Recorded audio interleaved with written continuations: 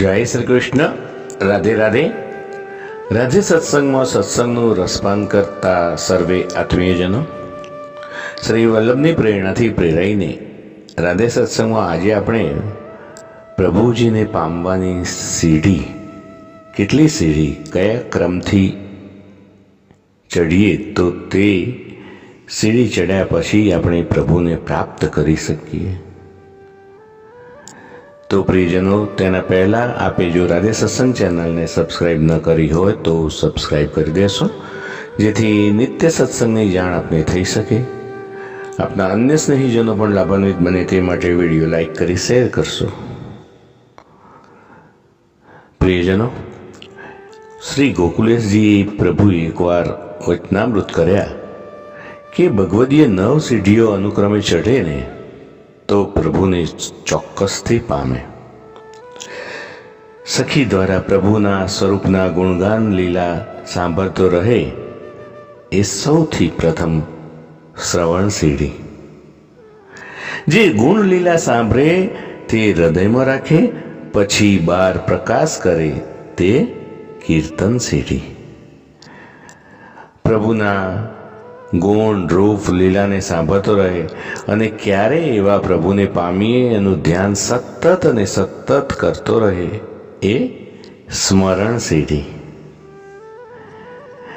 ત્યારબાદ પ્રભુની રસ સેવા નિમિત્તે પ્રભુને બીડા, માલા, ચંદન, વસ્ત્ર વગેરે જે જોઈએ તે સખી દ્વારા મોકલે, પ્રભુજીને અંગીકાર કરાવે એ સીડી તે પાદ સેવન સીડી.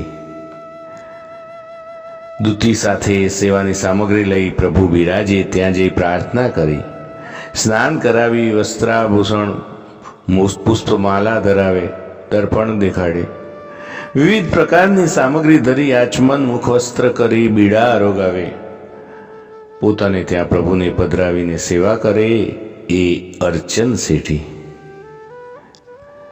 પ્રિયજનો સેવા કરે તે વેરાની શોભા, રાસભાવ તેને અંતરમાં લાવે અને વંદન કરે, દિનતા વિચારીને વંદન કરે એ સીડી તે વંદન સીડી.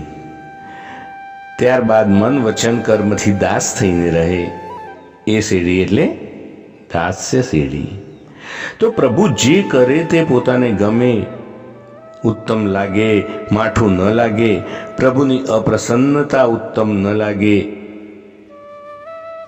એ સખ્ય સીડી. દેહ, પ્રાણ, અંતઃકરણ, આલોક અને પરલોક આ બધું જ પ્રભુને સમર્પી દે અને તે આત્મનિવેદન સીડી.